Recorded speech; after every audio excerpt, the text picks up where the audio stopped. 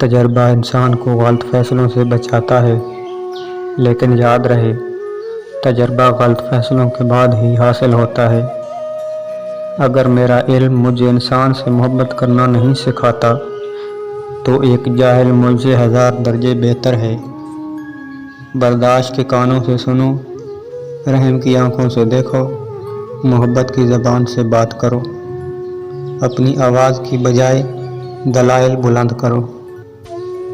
फूल बादलों के गरजने से नहीं, बरसने से उगते हैं। सच्चाई के बहुत से रास्ते हैं, मगर मैंने जो रास्ता चुना वो मोहब्बत का है।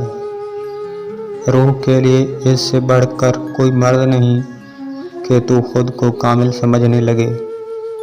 सारी कायनात की हरकत का सबब इश्क है।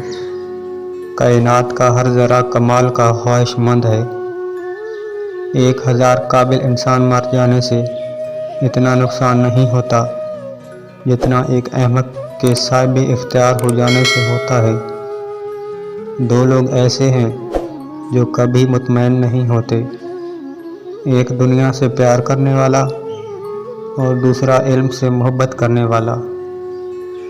मौत का जायका सबको चखना है, लेकिन ज़िंदगी का जायका किसी किसी को नसीब होता है।